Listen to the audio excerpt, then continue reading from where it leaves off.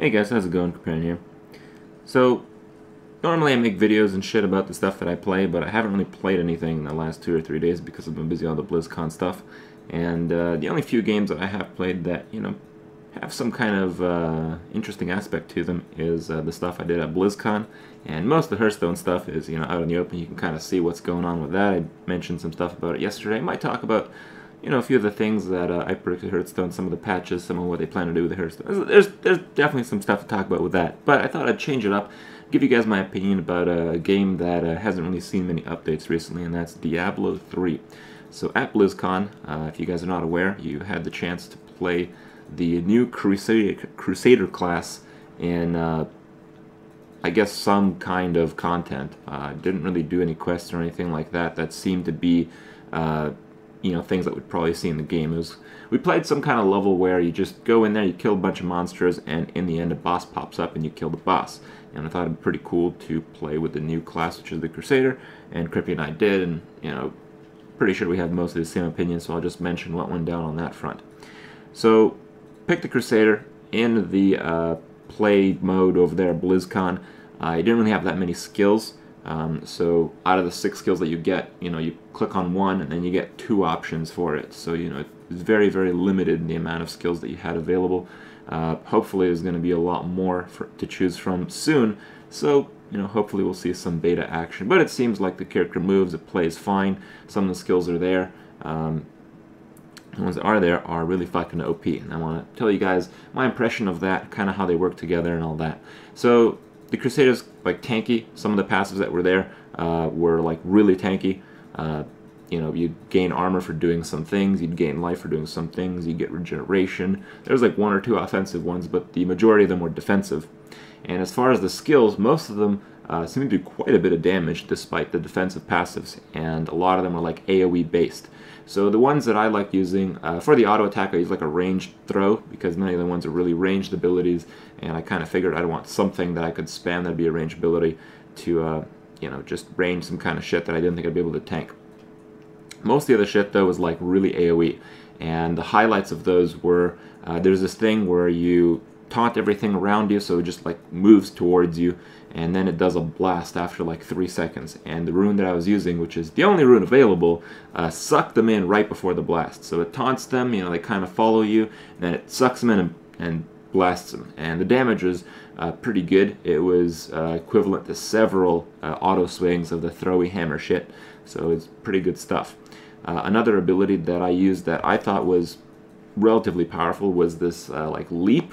I don't know if, I think it was a similar kind of attack on the, great weapon guy in Neverwinter, where you just go up in the air and you can't take damage, you're untargetable, then you land and slam all the shit that you land on top of.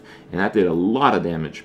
The area wasn't very big, but when you combine it perfectly with the taunt and the pull-in, you can kind of really combo it up. And another thing that you had was, while the monks had like defensive auras, the one aura that the character had was similar to a monk one, where it had a passive aura attribute and then an active one.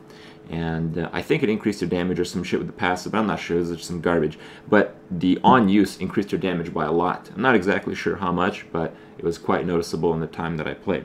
So what I would do is I'd run around, pull as many monsters as I could, and just before I die, I'd put the taunt thing up, spam a potion, and about 2 seconds in, after pressing the taunt, I would use the damage increasing aura, and then I'd leap. And then while I'm leaping, the leap takes like 1 second or so.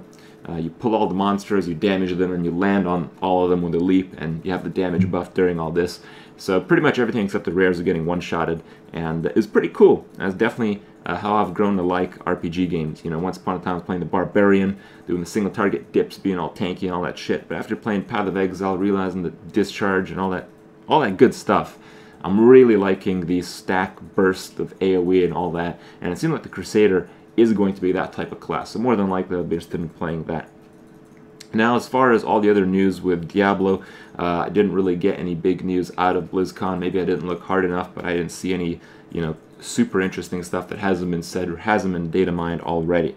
What we know is sometime in the next year, in the early half, I believe. They're taking down the auction us, so we can probably see the launch come about a month or a month and a half after that. That's typically how Blizzard does things. They have like a pre-introduction to the patch, so it's not all drastic, not all at once, kind of like the World of Warcraft style. So we can probably see the expansion come out around that time, hopefully within a month or two. Until then, I've heard you know, most people playing Diablo are pretty bored and playing PoE, and I don't blame them. Shit's pretty awesome. But even though it is the case right now, I think it's going to be a pretty promising game. Pretty fun, at least, to play for a while.